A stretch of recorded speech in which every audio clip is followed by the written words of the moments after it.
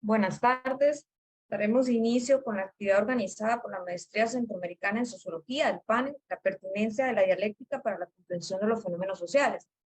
En esta ocasión tenemos dos invitados. El otro invitado es Roberto Ayala, sociólogo con maestría en Sociología por la Universidad de Costa Rica, doctor por el doctorado en Estudios de la Sociedad y Cultura de la Universidad de Costa Rica. Es profesor de la Escuela de Sociología y de la Maestría Centroamericana en Sociología, ambas de la Universidad de Costa Rica. Y Roberto se centrará en aspectos teóricos generales sobre la dialéctica, además de ilustrar y brindar ejemplos respecto a sus aplicaciones concretas. Pues le damos la palabra al profesor Roberto Ayala. Hola, buenas noches a todas, a todos. Agradecer a Adriana la participación en la actividad. Y bueno, también agradecer a la profesora Nancy Piedra por apoyar esta actividad y promoverla.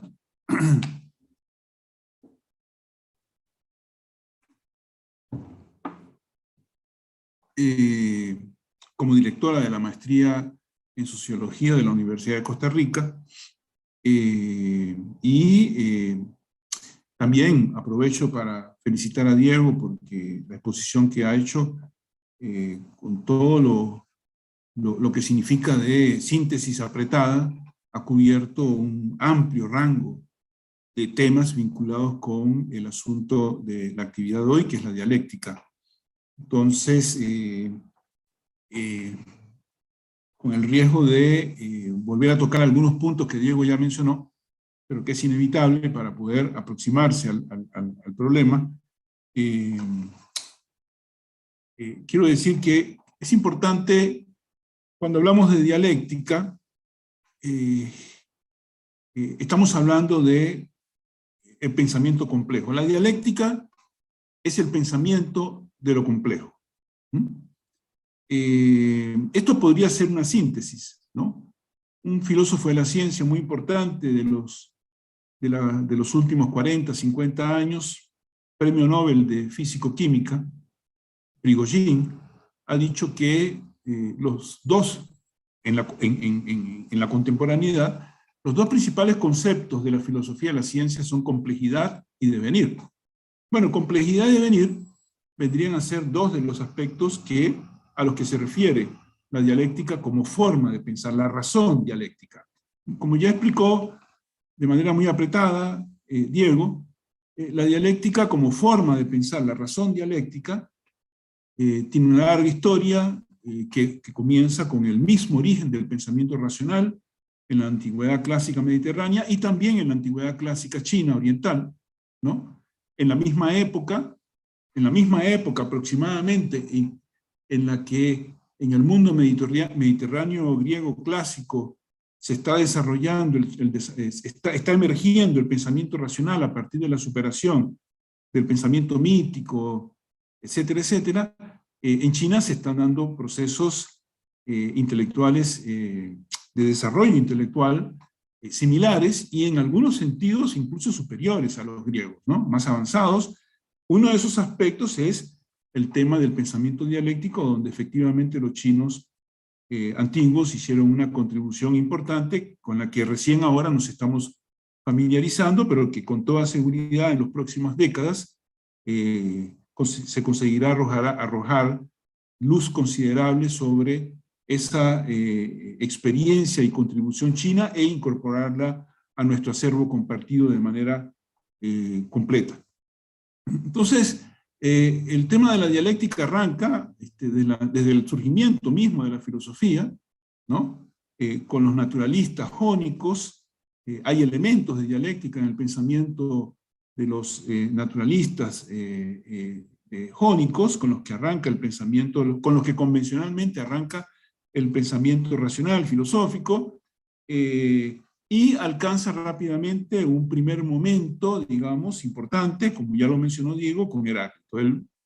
Todo fluye, el Pantarrey, y una fórmula extraordinaria de Heráclito, donde cuando dice que nos bañamos y no nos bañamos en el mismo río, ¿no?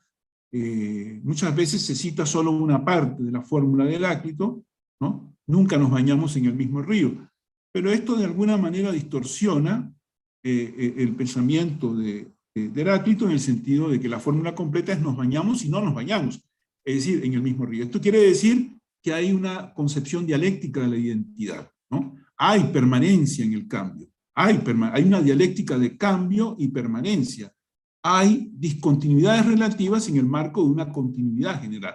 Hay continuidad, pero una continuidad problemática, repleta de discontinuidades, de idas y venidas, de lucha. ¿Por qué? Porque es lucha, ¿no?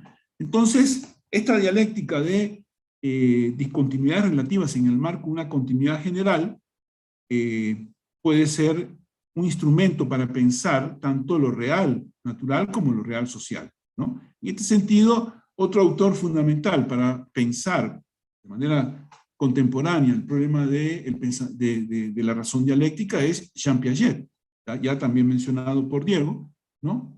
Quien, digamos, contribuyó elaborando toda una concepción epistemológica que él denominó genética, la epistemología genética, en la segunda mitad del siglo XX, ¿no? Que es probablemente la más avanzada epistemología de todo el siglo XX, ¿no? Y hasta la contemporaneidad, ¿no? Por la profundidad con que Piaget consiguió fundamentar el pensamiento dialéctico en investigaciones empíricas y razonamientos conceptuales, etc. Entonces, como muchos otros elementos del pensamiento antiguo, ¿no? Hubo, en el caso de la dialéctica, una intuición brillante, ¿no? Una idea que aparece, un destello, digamos, de claridad intelectual cuando pensadores como Heráclito plantean el problema de la dialéctica y la dialéctica de lo real, la dialéctica objetiva, es decir, la dialéctica en las cosas, ¿no? Y después, como suele plantearse en las historias del pensamiento filosófico, la dialéctica subjetiva más discursiva, ¿no? Vinculada con Zenón de Lea. Entonces, desde el inicio aparece digamos, este destello, esta primera, ¿no? Intuición de esta primera aproximación al pensamiento dialéctico, que sin embargo, como otros hallazgos de la antigüedad, en materia, por ejemplo, de la teoría atomista, de la evolución, de las especies, y en otros ámbitos cosmológicos, etcétera, en que la antigüedad clásica consiguió vislumbrar aspectos fundamentales de una ontoepistemología dialéctica y materialista. Sin embargo, junto con la dialéctica, como esos otros aspectos, digamos, fueron brotes verdes que luego no prosperaron por las limitaciones objetivas y también subjetivas de aquella época, ¿no? Y después entramos en un largo periodo, ¿no? De pensamiento fundamentalmente no dialéctico, que sin embargo, en el cual, sin embargo, sobreviven elementos dialécticos, ¿no? Bueno, ya Diego se refirió rápidamente a este aspecto, entonces voy a abreviar y decir que habrá que esperar a el inicio de la modernidad occidental, la modernidad burguesa, ¿no? Con el despliegue del capitalismo como macroproceso histórico-social de base, ¿no? Sobre el cual se monta o se desarrolla un proceso de secularización y racionalización de la vida social, ¿no? Y como parte de ello, por su vez, vinculado, decía, al desarrollo del capitalismo, a la emergencia y extensión de las relaciones capitalistas y del proceso de modernización burguesa, los grandes avances de las ciencias naturales, ¿no? En los siglos XVI, XVII y XVIII. La ciencia, el conocimiento científico, es la cumbre de la actividad práctica humana, orientada conscientemente y elaborada crítico-racionalmente. El sujeto que alcanza con el pensamiento la sustancia, parafraseando a Hegel. Ningún pensamiento crítico puede ignorar el conocimiento científico, la importancia de la ciencia para la humanidad. Ignorarla es un rasgo de irracionalismo. Si los seres humanos dependen de su actividad práctica, de su trabajo, para dominar y mejorar sus condiciones de existencia, la ciencia es su principal recurso, la más alta manifestación de la inteligencia como principal recurso adaptativo, en el sentido activo de la expresión que podemos encontrar en Piaget. En esto consiste, pues, el enorme potencial emancipatorio de la ciencia, así como también el carácter contradictorio de su lugar en el capitalismo. Por un lado, contribuye objetivamente a crear las condiciones para la emancipación humana. Por otro, su mercantilización permite su instrumentalización como medio de dominación, además de su utilización en la creación de fuerzas destructivas. Sobre la base de de los grandes logros de la investigación científica en el ámbito de lo real natural, del mundo natural, hay un doble retorno, el retorno del pensamiento materialista, ¿no? Repito, sobre la base de los hallazgos, los grandes hallazgos de las ciencias naturales, hay un retorno del pensamiento materialista, ¿no? De la ontología materialista, y también del pensamiento dialéctico, del cual podemos encontrar elementos en todos los grandes pensadores de la modernidad occidental, comenzando, por ejemplo, con Nicolás de Cusa, ¿no? Y la unidad de opuestos, la tensión, la lucha de contrarios, etcétera, etcétera, y que, decía, en cada uno de los grandes pensadores de la modernidad occidental podemos encontrar en mayor o menor grado elementos de pensamiento dialéctico, eso en Leibniz, ¿no? En el mismo Descartes, en Spinoza, evidentemente, Spinoza, que fue uno de los pilares, ¿no? Para el desarrollo de su propio pensamiento en Hegel, ¿no? Y como ya mencionó Diego, la contribución fundamental de Kant, ¿no? Volviendo a tematizar, a recuperar el término dialéctica y abriendo, digamos, el camino para una recuperación de esa perspectiva, si bien con todas las limitaciones que caracterizan toda la obra de Kant, ¿no? Yo, bueno, insisto un poco en que Kant es una especie de Moisés del pensamiento, ¿no? Porque abre el camino para, digamos, la emancipación del pensamiento, pero él mismo no es capaz de llegar a tierra prometida, utilizando esta metáfora bíblica un poco, ¿no? Kant como esta suerte de Moisés, ¿no? Que desbroza el camino, que abre el camino, el caminar, pero que él mismo no es capaz de llegar, quedando atrapado en las dificultades insuperables de su dualismo, de su subjetivismo, etcétera, etcétera. Pero como quiera que sea, Kant hace un aporte fundamental al abrir el camino y al abrir esta discusión de la recuperación del concepto de dialéctica, ¿no? Permite que otros autores, como sobre todo Fichte, también Schelling, ¿no? Trabajen sobre esa perspectiva y finalmente Hegel logre tomar esa elaboración, sobre todo a partir de Fichte, y reportándose a toda la historia del pensamiento filosófico occidental, Hegel consigue la proeza de reconstruir, ¿no? Y desarrollar al límite de las posibilidades, ¿no? Y cuando digo al límite de las posibilidades, lo que digo es que Hegel es un autor que todavía hoy está en proceso estamos en proceso de todavía entender la obra a fondo de Hegel y todas las posibilidades que la obra de Hegel contempla. Pero Hegel hace esta gran contribución, ¿no? Sobre la base de la herencia recibida, montar un edificio espléndido, magnífico, extraordinario, ¿no? De pensamiento dialéctico, y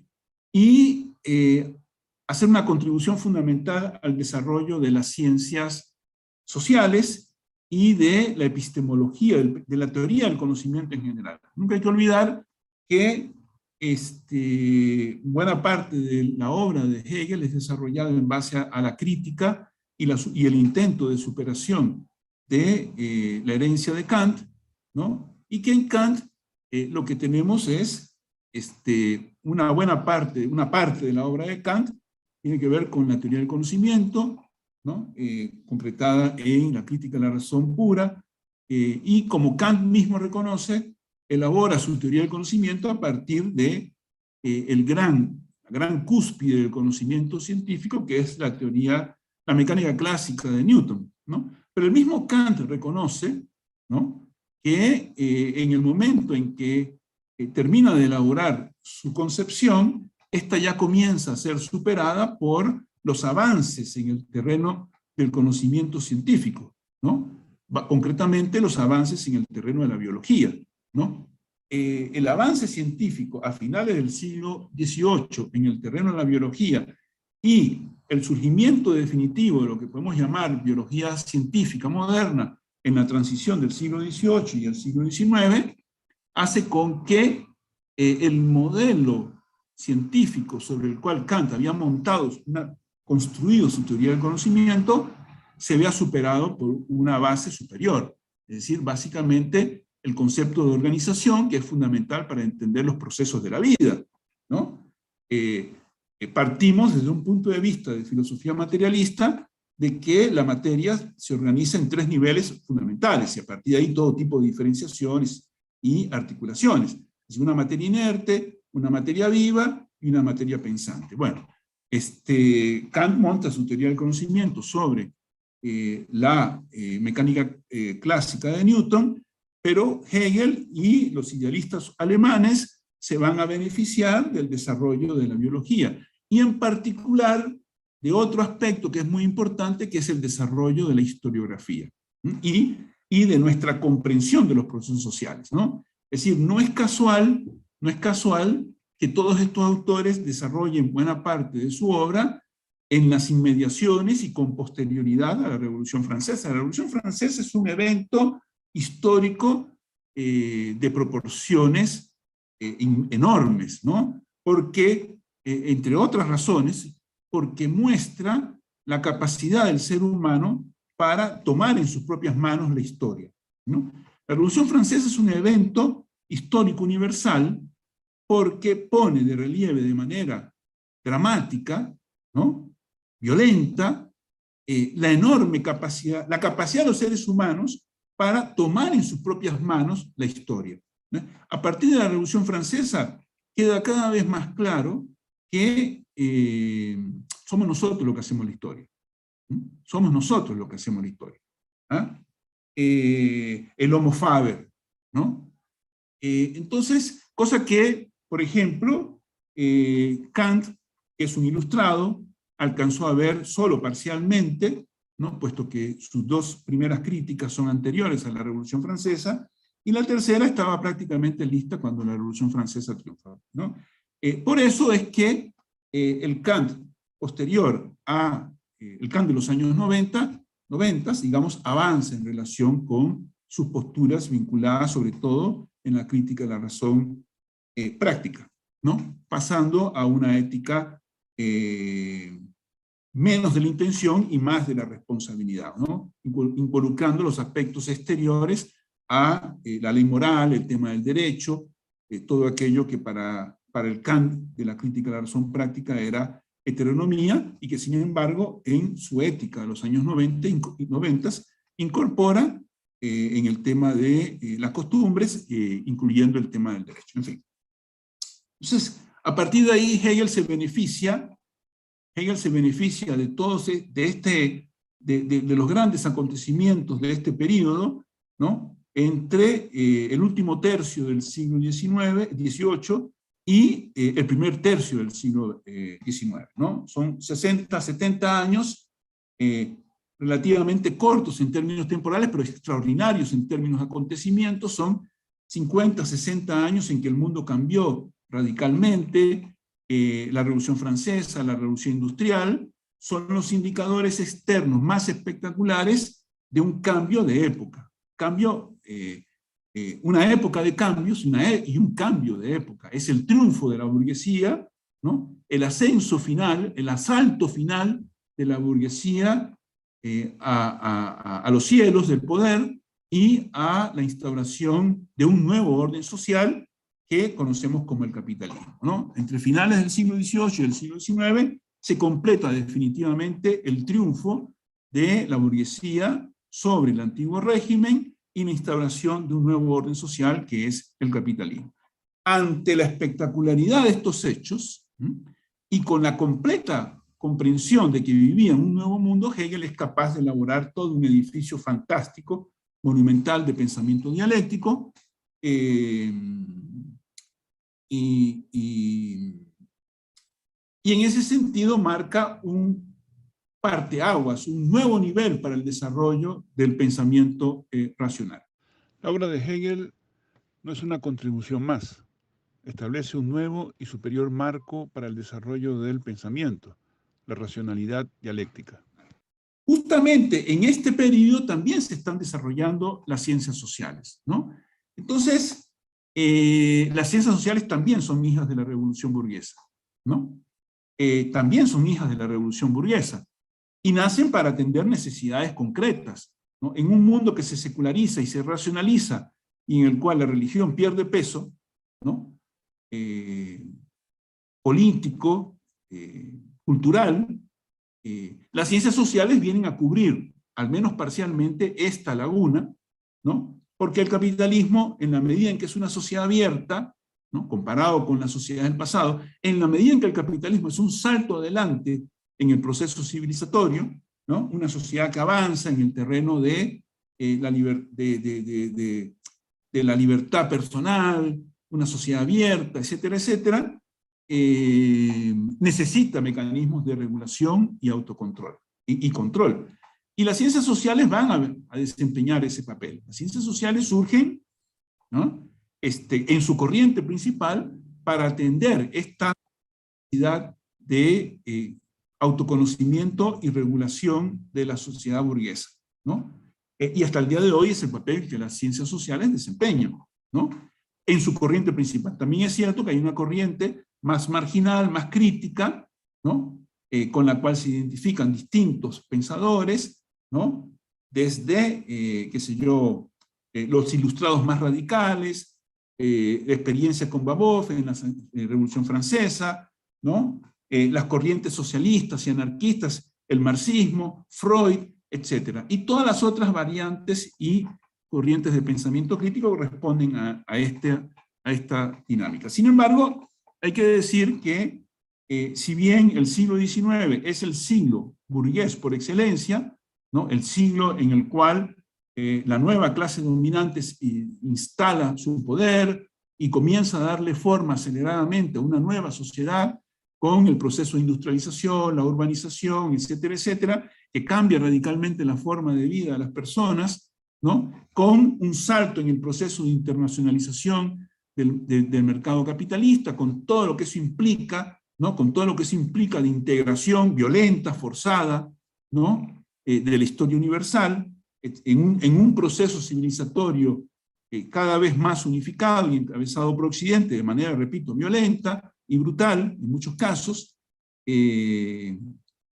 Por eso decía Hegel que hablaba de la astucia de la razón y que la historia avanzaba por el lado malo, con violencia, etcétera, pero avanza, etcétera, creando las condiciones para su propia superación, ¿no?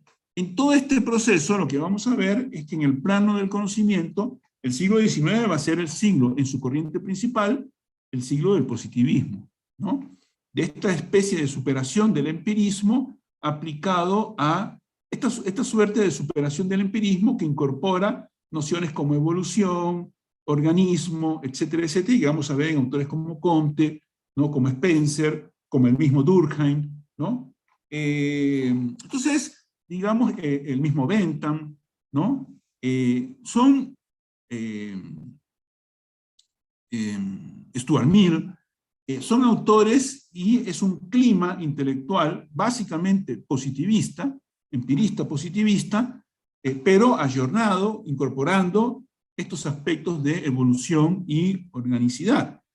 Sin embargo, en el mismo momento, en el mismo proceso, en la misma temporalidad en que el pensamiento positivista se instala de manera como concepción hegemónica, esta concepción empirista positivista se instala, consolida su posición hegemónica, también hay una corriente alternativa, más crítica, y que es básicamente dialéctica.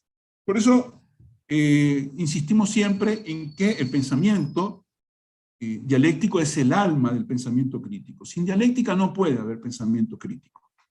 Y no puede haber pensamiento crítico sin dialéctica porque el pensamiento crítico necesita varias cosas. Necesita elementos que son fundamentales a la dialéctica. La relacionalidad. Hoy se dice con alguna frecuencia que el concepto fundamental de una ontoepistemología de las ciencias sociales y de la sociología en particular es la relacionalidad, ¿no?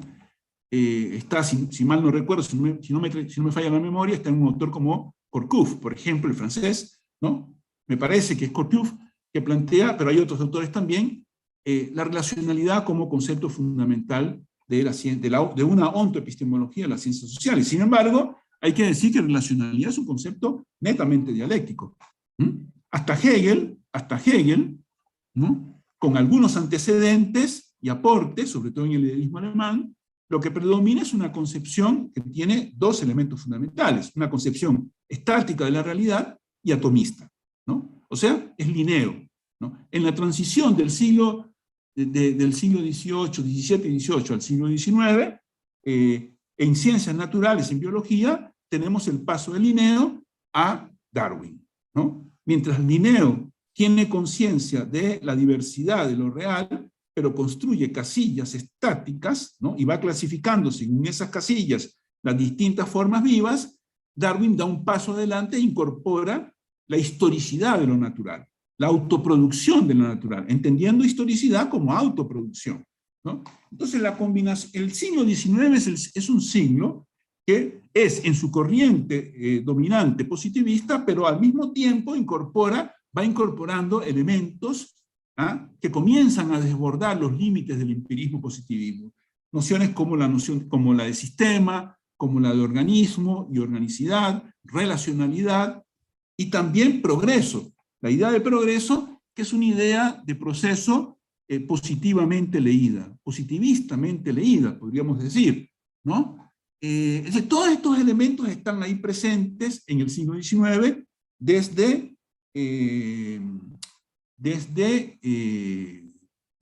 en la teoría de la evolución, ¿no? Que arranca antes de Darwin, y que tiene que ver con estos dos elementos que decía, ¿no? Los avances en biología, en paleontología, ¿no? En teoría celular, ¿no? En evolución, y por otro lado la historiografía. El siglo XIX, sobre todo en su primera mitad, estuvo atravesado, no solo en filosofía, también en el ámbito científico, por la idea de evolución, que estaba, como se ha dicho, en el aire, en esa primera mitad del siglo. Desde Lamarck hasta Spencer, pasando por Chambers, antes de la publicación de la evolución de las especies. La concepción de Lamarck había provocado fuertes reacciones de rechazo, pero también estimuló la investigación y la reflexión. Entre ellas, la publicación de un libro que tuvo mucha resonancia, el libro de Robert Chambers, Vestigios de la Historia Natural de la Creación, publicado en 1844, que argumentaba en forma sólida a favor de la idea de evolución y que tuvo mucho éxito en Gran Bretaña, con 10 ediciones antes del libro de Darwin.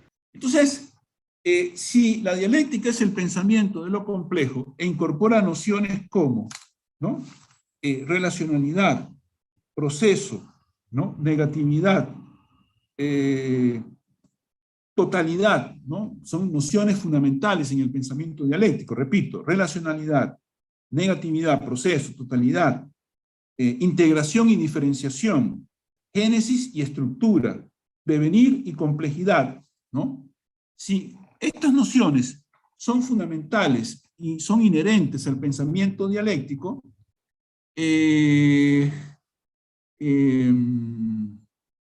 entonces comienza un lento proceso de despliegue de este pensamiento dialéctico y de superación del pensamiento positivista, ¿no? Tengo que decir entonces que el siglo XIX es un siglo que, repito, si bien es predominantemente positivista, también ve el desarrollo y el fortalecimiento del pensamiento dialéctico. Por supuesto que uno no puede escapar de la mención de Marx y de Engels, ¿no? Como los grandes pensadores dialécticos del siglo XIX, pero la dialéctica es mucho más que Marx y Engels, ¿no? Es decir, el gran mérito de Engels y de Marx es haber, ¿no?, comprendido a fondo la importancia del hallazgo de Hegel, del avance en la concepción ontoepistemológica de lo real, tanto del mundo como del mundo social, que radica en Engels, ¿no?, en Hegel.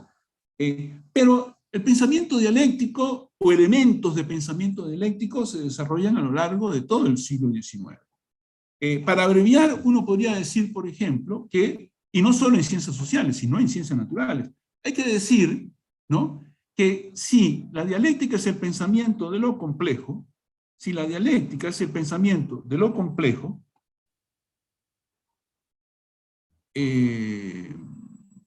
eso quiere decir que anida en el desarrollo de las ciencias naturales de los últimos 200 años.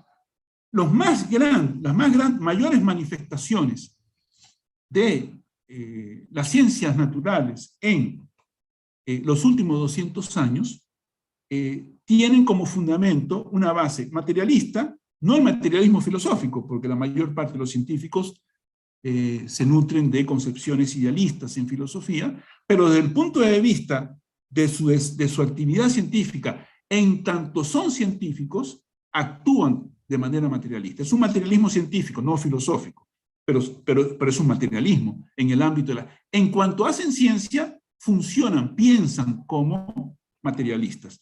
Y al mismo tiempo, la ciencia de los mayores avances de la ciencia contemporánea de los últimos 200 años, además incorpora cada vez más elementos dialécticos, ¿no? Y eso es así porque lo complejo no se puede pensar con los instrumentos del pensamiento positivista. Es decir, una proposición como el todo es más que las partes no es pensable desde el punto de vista de la lógica formal tradicional, y tampoco por el positivismo, ¿no? Para el positivismo clásico, el todo es la suma de las partes, ¿no? Y además el positivismo clásico es fenomenista, ¿no? Niega la posibilidad de explicación. Para el positivismo clásico la ciencia es descripción, ¿no?, y generalización. Y por eso Comte cometió el error grave de afirmar que el atomismo era una pura ficción, una pura metafísica, porque los átomos no se pueden ver, más o menos. Bueno, la ciencia física refutó a Comte 50, 60 años después. Entonces, ¿por qué? Porque el conocimiento científico va más allá de lo observable. Como bien dice Piaget, ¿no?, la ciencia es avanzar de lo conocido hacia lo desconocido, ¿no?, y captar lo no observable, reconstruir en el plano conceptual, teórico, intelectual, lo no observable, que es la misma tesis que anida en el marxismo, ¿no? Reconstruir con el pensamiento aquello que no es directamente observable y que en sociología conocemos muy bien en un texto como el oficio del sociólogo, firmado por Pierre Bourdieu y Chamboredon y Passeron. Entonces, visto desde hoy, digamos, está muy claro que buena parte, o lo mejor de la ciencia contemporánea, tiene un fundamento dialéctico, ¿no? Y que estas nociones, ¿no?, como las que mencionaba, relacionalidad, totalidad, negación, etc. Hay dos conceptos fundamentales en dialéctica: totalidad y negatividad. Negatividad o negación, o la contradicción, ¿no? La negación está en el origen de todo, La negación está en el origen de todo. Esta es la crítica, digamos, de Hegel a Aristóteles, por ejemplo, que plantea que todo el movimiento depende de un motor inmóvil inicial. Y Hegel plantea, así también como la crítica a Spinoza, de que la sustancia, ¿no? El uno todo de Spinoza tiene que portar la negatividad desde el principio para poder autoescindirse, ¿no? Y dar lugar al despliegue de los atributos y los modos, que es la crítica de Hegel a Spinoza. Para terminar, ya sé que me he pasado un poco de tiempo, le pediría a Adriana 5 minutos más, diría que si la dialéctica es el pensamiento de lo complejo, ¿ah? Y es el fundamento de los mayores logros de la ciencia contemporánea, qué sé yo, la teoría de la relatividad, la teoría de la evolución de Darwin, la teoría de las placas tectónicas, la mecánica cuántica, los mejores y más sólidos aportes de Freud, la teoría de sistemas, ¿no? La epistemología genética de Piaget, ¿no? La teoría del caos y la complejidad, ¿no? La teoría de los sistemas autopoyéticos, todas esas contribuciones, ¿no? al conocimiento científico contemporáneo tienen una base dialéctica y materialista científica. Consciente de ello o no, lo reconozcan o no.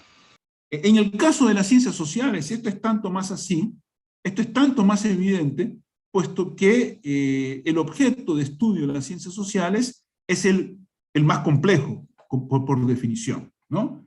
Es decir, el objeto de estudio avanza en complejidad desde las ciencias naturales hasta las ciencias sociales, ¿no?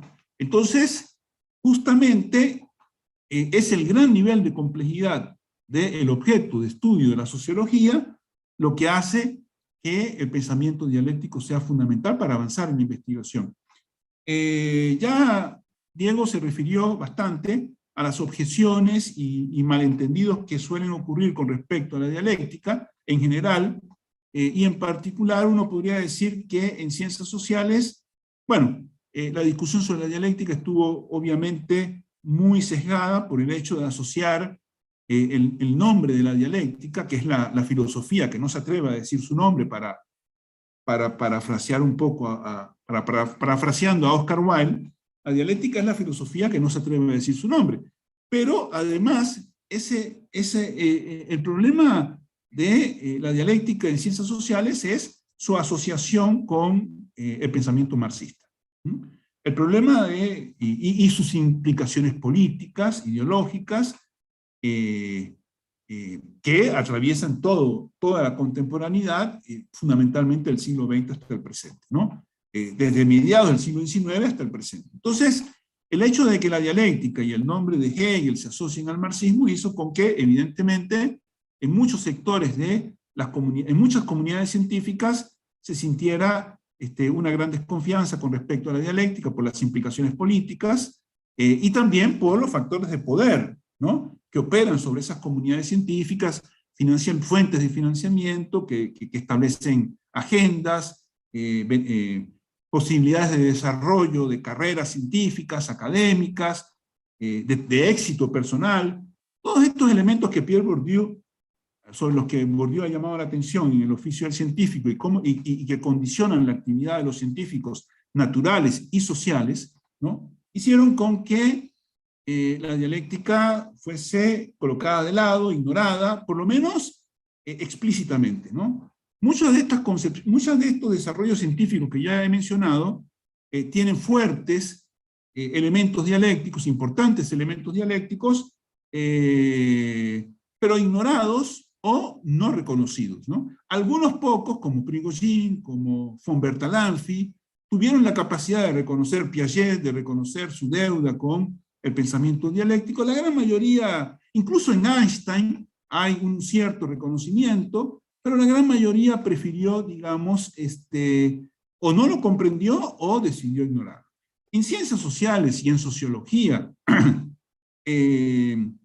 la dialéctica es fundamental para la investigación, para la comprensión de los fenómenos sociales y su complejidad, ¿no? La realidad social, la realidad social es una totalidad relacional compleja en devenir, ¿no? La sociedad es una totalidad relacional compleja en devenir. que articula una multiplicidad de factores en una articulación estructural específica, ¿no? En la investigación en ciencias sociales, una vez me recuerdo estaba dando una charla sobre dialéctica en un espacio de científicos naturales, y un químico me preguntó para qué sirve la dialéctica en la investigación empírica, concreta, y para mucho, porque, por ejemplo, todo objeto de estudio, en general, en la ciencia en general, y en las ciencias sociales en particular, está histórico-socialmente situado. Comprender un objeto de estudio cualquiera, de cualquier grado de complejidad, correspondiente a cualquier grado de complejidad de la realidad social, significa colocarlo en contexto, un contexto estructural relacional, y en el proceso histórico del que hace parte, y fuera del cual no tiene sentido. Decía Aristóteles que no hay ciencia de lo particular, que solo hay ciencia de lo general. Bueno, una de las grandes contribuciones de Hegel y del pensamiento dialéctico es resolver ese descamino de Aristóteles. Sí hay ciencia de lo particular en la medida que lo entendamos como momento del proceso, ¿no? Podemos hacer ciencia de lo particular en la medida en que lo entendamos como momento del proceso, como parte de un proceso, ¿no? Como parte de un todo que está en devenir. Entonces, construir conocimiento acerca de un objeto de estudio es, por un lado, entenderlo como una totalidad relacional, porque toda singularidad es una totalidad dialéctica, compleja, unidad de opuestos, ¿no? Interactuando y en un proceso de cambios cuantitativos que de pronto producen un salto cuántico o cualitativo. Entonces, explicar un objeto de estudio, un fenómeno, es entenderlo como una totalidad compleja en sí mismo. Todo objeto es al mismo tiempo un todo y parte de un todo superior, porque la categoría de totalidad es relativa, es ontoepistemológica y es metodológica, pero es relativa, depende. Por ejemplo, un individuo es una totalidad como tal, pero al mismo tiempo es parte de la sociedad. Entonces, la categoría de totalidad es metodológica y es relativa, se aplica de acuerdo a los distintos niveles de complejidad de lo real que interactúan entre ellos. Entonces decía que, para ir terminando, explicar un objeto de estudio en ciencias sociales implica estudiarlo como una totalidad compleja y al mismo tiempo insertarlo en la estructura en devenir de la que hace parte y fuera de la cual no puede adquirir sentido. La estructura es un sistema de transformaciones, como dice Piaget. Qué sé yo, un tema como la abrupta caída de la tasa de natalidad en Costa Rica en los últimos 30, 20, 10, 5 años, solo se puede entender como un fenómeno complejo en sí, multifactorial y articulado, no una multiplicidad desjerarquizada, sino una multiplicidad estructurada, jerarquizada, y que se trata de entender la estructura interna del fenómeno, pero además ese fenómeno está colocado, ese objeto está colocado en un contexto histórico-social en el que adquiere sentido. Entonces, la explicación de un objeto es ir hacia lo interno, descubrir su estructura relacional interna y su automovimiento interno, y además colocarlo en el contexto en el que participa y con el que interactúa. El cambio de un objeto, la historicidad de un objeto, su cambio, su movimiento en el tiempo tiene que ver con estas tensiones internas, porque no hay ningún objeto está en completo equilibrio, no hay completa armonía, hay desequilibrios, contradicciones internas que mueven al objeto, y ese objeto además está interactuando con su entorno. Entonces, para entender un objeto, hay que ir hacia lo interno y hacia lo externo, a reconstruir la relacionalidad interna y de la que hace parte, de los todos de los que hace parte. Y esto es una forma dialéctica de pensar lo real en cualquier nivel de complejidad de lo real. Lo real es complejo, tiene distintos niveles de organización y de complejidad, y por tanto el pensamiento, ¿no? El pensamiento de lo real, que es la reconstitución en el plano del pensamiento del automovimiento de la cosa, como dice Hegel, ¿no? El método es el automovimiento de la cosa. El método es el automovimiento de la cosa, ¿no? Lo verdadero es el todo, pero el todo es proceso, dice Hegel. Entonces, en esto consiste, digamos, la aplicación de la dialéctica, del pensamiento dialéctico, a la investigación en ciencias sociales y a la comprensión de los fenómenos sociales, ¿no? Lo que Ray Mills llamaba imaginación dialéctica. Imaginación sociológica es la expresión de Ray Mills. No es nada más que pensamiento dialéctico en las ciencias sociales. Bueno, lo dejo por acá y le paso la palabra a Diana para ver cómo proseguimos, si hay alguna pregunta. Si lo real es complejo y está en devenir, si los objetos son estructuras relacionales que articulan diversos componentes, que a su vez son totalidades relativas, cada uno de estos componentes se mueven a ritmos particulares, a partir de sus propias dinámicas internas e interactuando con los entornos de los que forman parte. El desarrollo es desigual pero combinado. La interrelación de las formas avanzadas con las más atrasadas, la combinación de las contradicciones. Esto se verifica en la economía, en la estructura social y en todo lo real. Los segmentos y procesos desigualmente desarrollados se entremezclan. Sectores tradicionales del capital se incorporan a ramas modernas del desarrollo capitalista o retroceden en los países periféricos cuando se dan procesos de desindustrialización. Contrariamente a la metafísica del progreso, el desarrollo desigual y combinado muestra en teoría social que la historia es lucha entre grupos y coaliciones con intereses contrapuestos o en competencia. El desarrollo desigual y combinado lo podemos ver en las relaciones etnia-clase o en el sincretismo de culturas. La diversidad cultural está en constante proceso de afectación recíproca y producción de nuevas síntesis.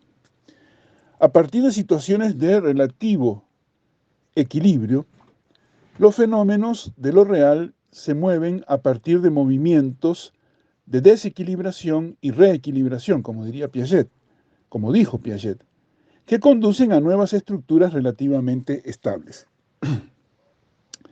El desarrollo desigual y combinado, entonces, permite comprender y captar la diversidad en la unidad, las heterogeneidades estructurales que confieren su singularidad a los procesos, las articulaciones de una totalidad, las diferenciaciones dentro de una unidad que dan cuenta de lo específico,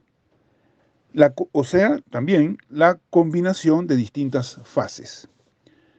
La recombinación o nuevas composiciones de conjunto que producen caracteres nuevos nacidos de la nueva composición. La combinación de lo desigualmente desarrollado, la diferenciación e integración complementarias, origina una nueva estructura, es decir, es lo que permite explicar el surgimiento de lo nuevo.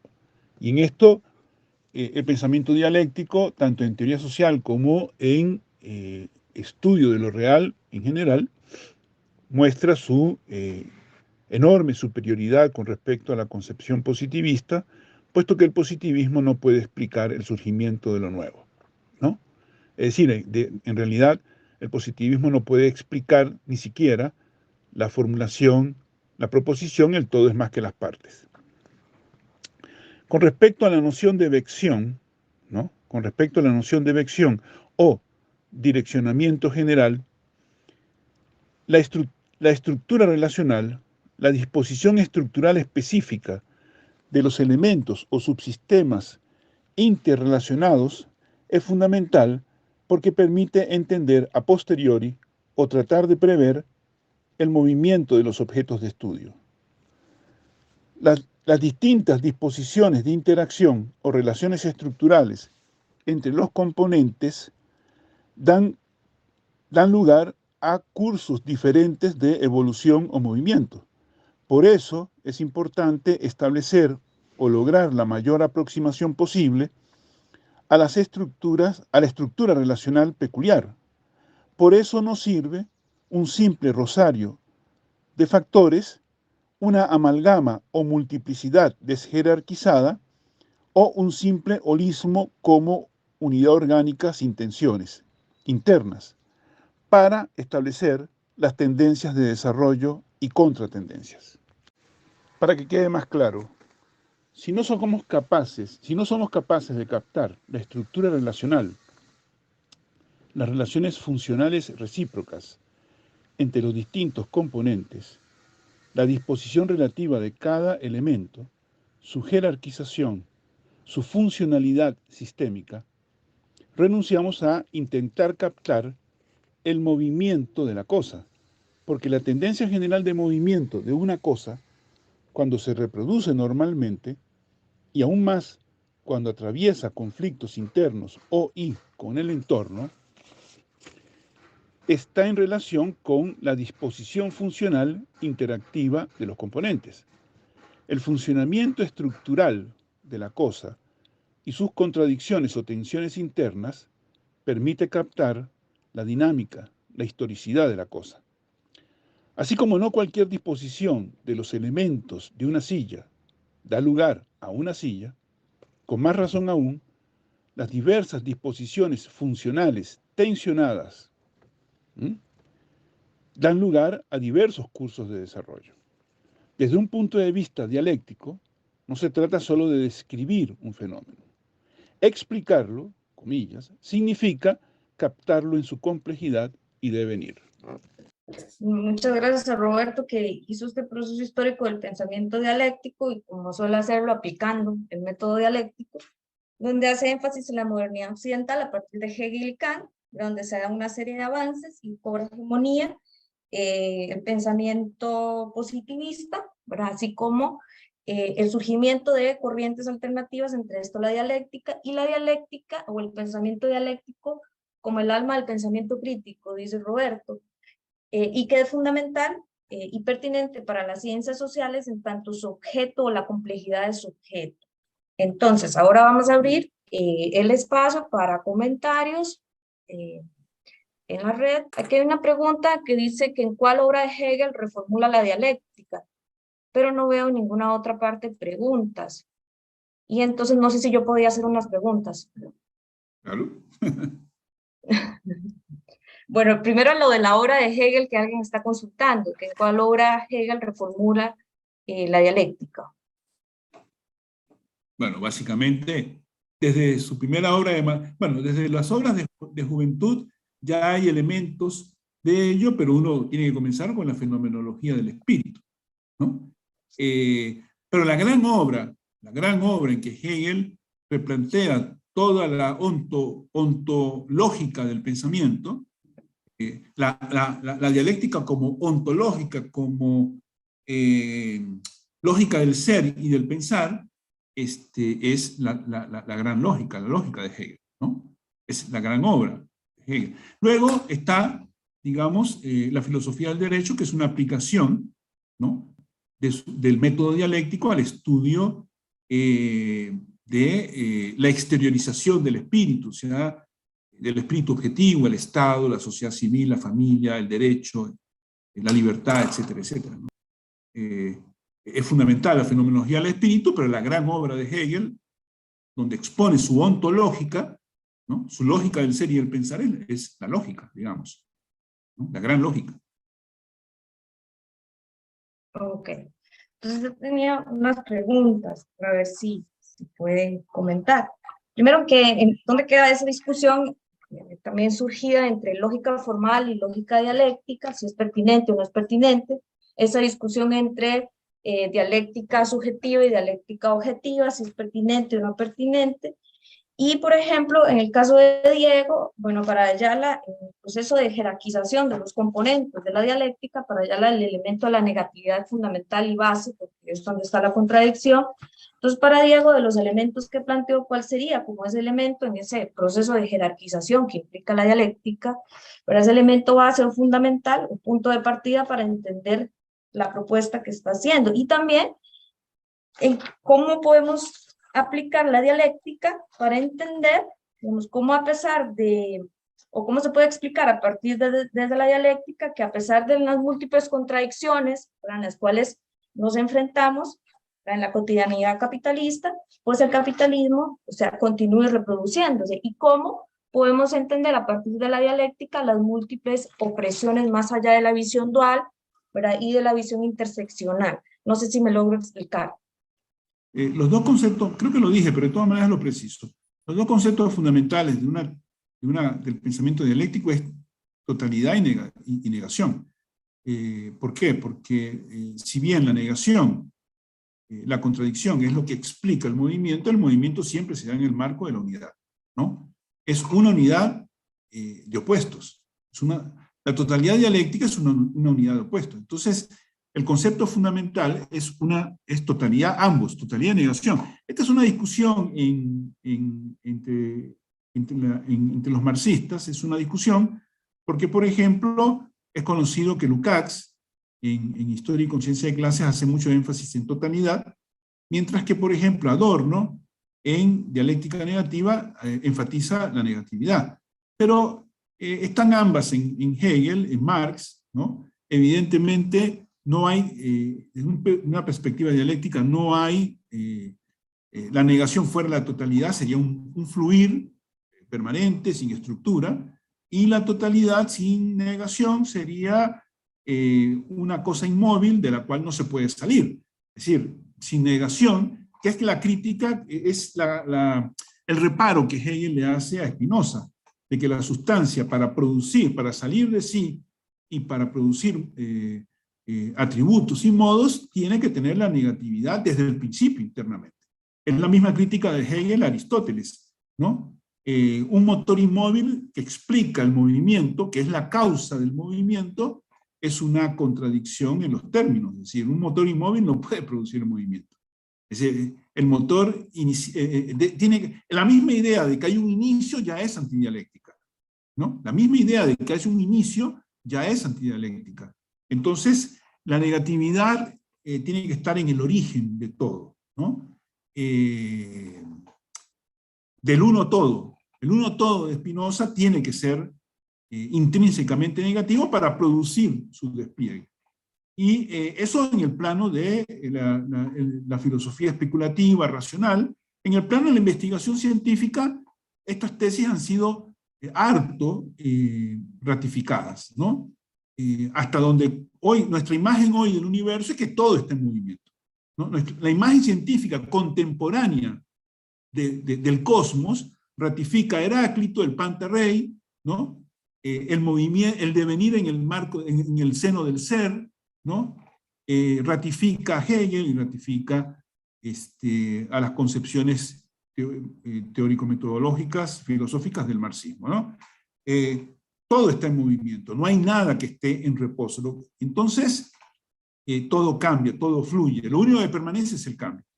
Entonces, totalidad y negación. A partir de allí hay otras nociones, como ya decía Diego, relacionalidad, proceso, devenir. Praxis es un concepto fundamental porque es el concepto más importante en ciencias sociales, ¿no? En el principio no fue el verbo, fue la acción, ¿no?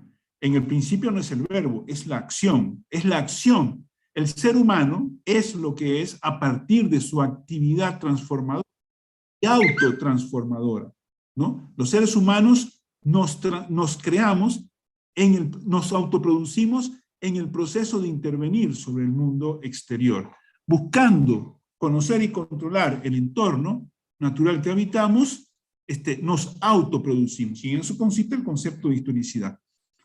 Nos autoproducimos en la praxis. Hegel dice en la fenomenología del espíritu que la conciencia emerge en la actividad humana, en la praxis trabajo, e insiste mucho en la importancia de la actividad, de la acción humana, en, por ejemplo, las lecciones de filosofía de la historia, que, aunque son lecciones, es la palabra de Hegel. Entonces, insiste mucho en las lecciones de filosofía de la historia, que es una obra, que es un trabajo tardío, una recuperación de lecciones tardías, ya próximas al momento de su muerte, es decir, de Hegel más maduro, donde hace un énfasis muy importante en el tema de la importancia de la acción, la praxis. Es la praxis lo que crea el ser humano. Los seres humanos se crean a sí mismos en la praxis. El conocimiento es una forma de praxis. Entonces, y para las ciencias sociales, la noción de praxis es fundamental. En cuanto a los otros aspectos colocados, yo diría que en cuanto a dialéctica subjetiva y dialéctica objetiva, esta es una discusión ya bastante antigua, en mi opinión superada, ¿no? Yo creo que esta es una discusión falsa, en buena medida. La dialéctica surge como dialéctica objetiva, dialéctica de lo real, y se complementa en el plano discursivo con una dialéctica subjetiva, pero lo fundamental es que es la dialéctica de lo real en Heráclito, ¿no? Cuando se dice que la dialéctica subjetiva discursiva surge con Zenón de Elea, con las paradojas, etcétera, etcétera, bueno, eso es es importante porque tuvo mucho peso en la antigüedad y en la Edad Media, pero en la modernidad burguesa, con el desarrollo de las ciencias naturales, me parece que esa dimensión, la dialéctica subjetiva, la concepción de Zenón me parece que pierde relativamente importancia. Lo que entendemos por dialéctica subjetiva hoy, y a partir de Hegel, del propio Hegel y de Marx y de Engels, es el método del conocimiento, la razón dialéctica. La dialéctica subjetiva es la razón dialéctica, ¿no? La razón dialéctica que se hace, que se sabe así, que se sabe. Es la dialéctica que se reconoce. Es la dialéctica de la cosa elevada al plano de la dialéctica del pensar. Y eso está en Hegel. Está en Hegel. Hegel era un pensamiento idealista, un idealista absoluto. Hegel es un idealista absoluto, pero es el último gran idealista. Es decir, con Hegel culmina el pensamiento dialéctico y justamente porque culmina, tiende un puente hacia el pensamiento materialista. Hegel es un pensador idealista pero que está a 2 cuadras de el realismo, ¿no? E incluso en algunos pasajes del materialismo. Como ha dicho Ernst Bloch, ¿no? Hegel es un pensador realista atrapado en un lenguaje idealista, por las insuficiencias del lenguaje de la época y de su Alemania, de su entorno en Alemania, que era un país atrasado en ese momento, y aunque Hegel piensa y escribe mirando lo que pasa en Inglaterra y Francia, sin embargo es alemán, y Alemania era un país atrasado en esa época, y eso explica las peculiaridades del idealismo y del romanticismo alemán, las peculiaridades del mundo intelectual alemán se explican en buena medida por las condiciones particulares sociohistóricas de Alemania en la época. De ahí que, por ejemplo, algunos de estos intelectuales del idealismo alemán, del Sturm und Drang, del romanticismo, se hayan conocido en la Facultad de Teología, ¿no? Hegel era amigo de Jacobi y de Schelling, porque habían coincidido en la Facultad de Teología. El peso de la teología y de la religión en la Alemania de la época de Hegel muestra bien las limitaciones del desarrollo social alemán y que condicionaban el desarrollo cultural e intelectual. Entonces, la dialéctica es, como decía Engels, la dialéctica de lo real, y la actividad del conocimiento humano busca elevar al plano de los conceptos, del reconocimiento intelectual, ese proceso de lo real. Pero eso está en Hegel, de manera, digamos, al final inconsistente, pero uno puede revisar la lógica de Hegel, hay una cantidad de fragmentos que se pueden leer de una manera realista, los principales fragmentos de la lógica, los más decisivos, se pueden leer de una manera realista, ¿no? Incluyendo ahí el tema de Dios, las múltiples menciones que Hegel hace al término Dios, y que tienen poco y nada que ver con el Dios de la religión institucionalizada, de la religión positiva, ¿no? El Dios en Hegel es un Dios muy influido por la concepción de Spinoza, ¿no? El espíritu es la razón, es la libertad, es la humanidad, ¿no? En su despliegue histórico. El espíritu es la humanidad en su devenir histórico, punto. Dice Dios por, qué sé yo, ¿no? Hipotecas del mundo intelectual y alemán de la época, o por consideraciones de prudencia con respecto a las conservadoras estructuras del poder político general y el poder político académico en en Alemania. Hegel es un intelectual de primera línea, del mundo oficial, no es un pensador marginal. Hegel no es un pensador marginal. Al final de su vida incluso fue rector de la Universidad de Berlín. Entonces es un pensador que juega entre los marcos de los límites que el poder establece, y eso significa hacer concesiones para prudentes, y no hay que olvidar que hay una tradición. Hegel no es el único. Hay una tradición en el pensamiento filosófico que evidencian estas prudencias, ¿no? Descartes, por ejemplo, acuña la famosa frase larvatus prodeo, o sea, avanzo enmascarado. Cuidado, avanzo enmascarado. Descartes, ¿no? Que era católico y conocía muy bien, y que sufrió la persecución de la Iglesia Católica. Creo que era católico, pero, sí, pero sufrió la persecución de la Iglesia. Leibniz, sus escritos más importantes los escribió en latín y los dejó engavetados. Solo publicó los escritos exotéricos, ¿no? Kant sufrió el impacto de las autoridades religiosas, ¿no? Fichte perdió su cátedra universitaria, y estos están muy cerca de Hegel. Entonces, Spinoza fue excomulgado por la comunidad judía, y tratado como un paria, como un perro muerto durante 150 años, hasta que los alemanes, los idealistas alemanes, los románticos, lo recuperaron. Entonces Hegel es muy consciente de todo esto. Pero la dialéctica es la dialéctica de lo real, y el trabajo del conocimiento es elevar ese proceso al plano del pensamiento. Pero esa construcción de conocimiento por el sujeto construye conocimiento, ¿no? Una noción que también rompe con el positivismo, empirismo, mientras que en el empirismo el sujeto es pasivo, ¿no? En cambio, Hegel, en la mejor tradición del racionalismo continental, parte del sujeto cognoscente, el sujeto epistémico, el sujeto que construye pensamiento. Eso pasa al marxismo y pasa a las mejores corrientes de la epistemología contemporánea, como Piaget, que además dedicó toda una vida a fundamentar, ¿no?, esta idea del sujeto que construye conocimiento en sus investigaciones de psicología genética. Nosotros en sociología conocemos bien esto por la ya mencionada obra El oficio del sociólogo, ¿no? El hecho se construye, no está dado. Entonces, lo último sería el tema de lo que planteaba Adriana, de en qué medida la dialéctica puede ayudar a entender y estudiar el tema de las opresiones. Bueno, esto sería un tema para dedicarlo a una sola actividad, pero así de manera sintética habría que decir lo que un poco ya dije hace un momento: sin dialéctica no puede haber pensamiento crítico, y el pensamiento crítico es lo que nos permite ir más allá de la mera descripción, ¿no?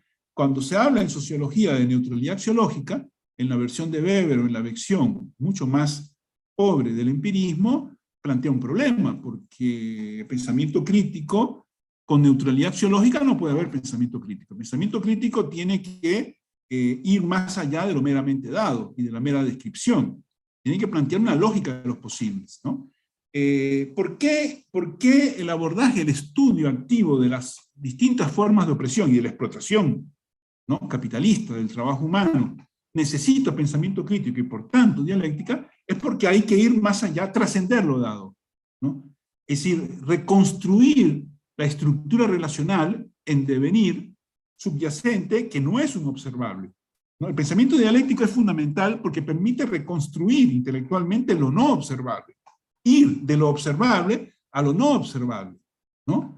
Que es en lo que consiste la ciencia. La ciencia, el pensamiento científico en su mejor acepción, no es descripción, es reconstruir lo no observable, ¿no? Y para eso hay que trascender lo dado, y para eso necesitamos dialéctica. Por ejemplo, se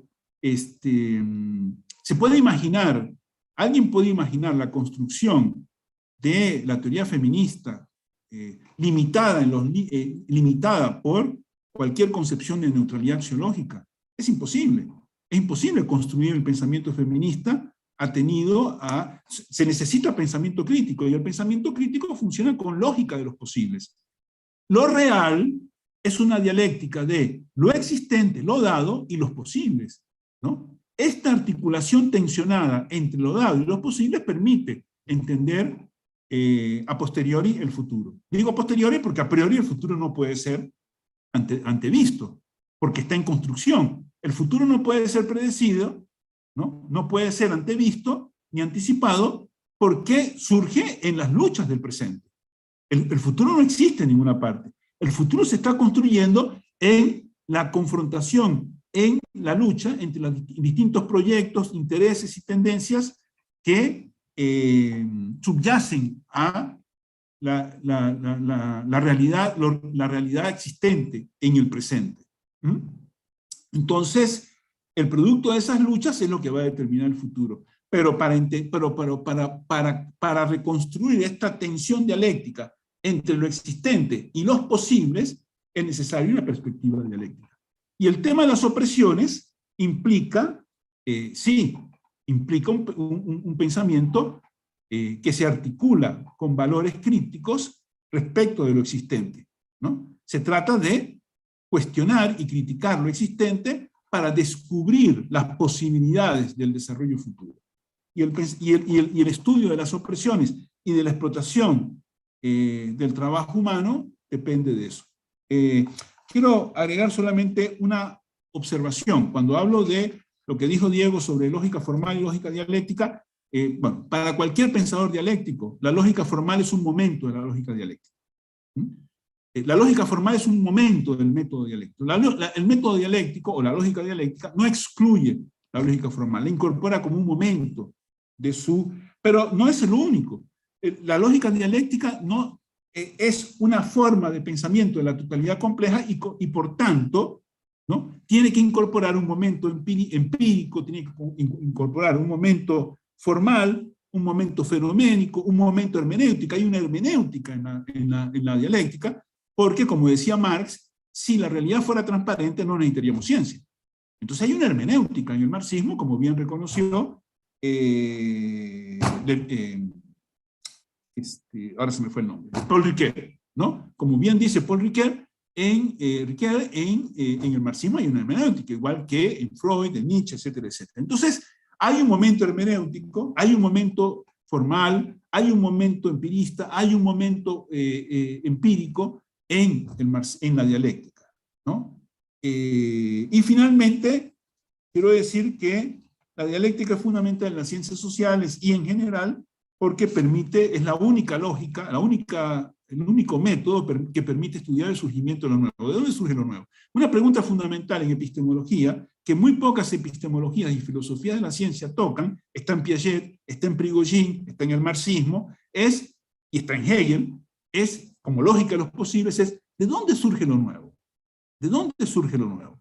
Y lo nuevo solo puede surgir de una recombinación de los factores que componen lo existente, interactuando además con el entorno. Lo nuevo solo puede surgir de la recombinación.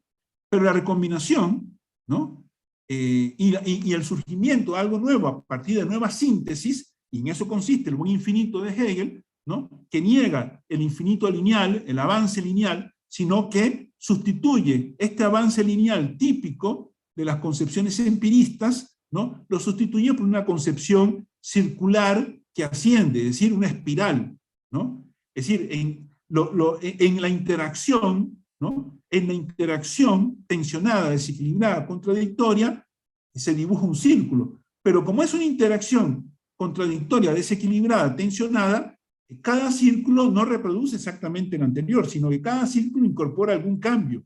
En los momentos en que la historia humana o el mundo natural cambia poco, esa espiral asciende muy lentamente. En los momentos en que los cambios se aceleran en el mundo natural o en la historia, la espiral se estira, ¿no? Y el avance es mucho más rápido. Pero es un movimiento circular en forma de espiral, porque asciende, porque también puede bajar, porque puede haber reflujos, puede haber involuciones, ¿no? Es lucha, porque la dialéctica es lucha, en el marco de la totalidad, de la unidad. Listo. Lo dejo por acá. Es un tema que requiere mucha más elaboración, pero por lo menos la idea era producir una actividad que introdujera la cuestión del pensamiento dialéctico, con algunas nociones fundamentales, históricas y contemporáneas, teóricas y empíricas, y francamente mi opinión es que, bueno, ese era el objetivo de la actividad, y creo que la intervención de Diego ha aportado elementos fundamentales, y las preguntas de Adriana han ayudado a perfilar el tema. Gracias. Muchas gracias a Roberto y a Diego. Te cedo la palabra para un cierre breve. Yo, para terminar, solamente insistir que en ciencias sociales la dialéctica es fundamental, porque es lo que nos permite escapar al fenomenismo, ¿no? Al fenomenismo positivista, formalista, ¿no?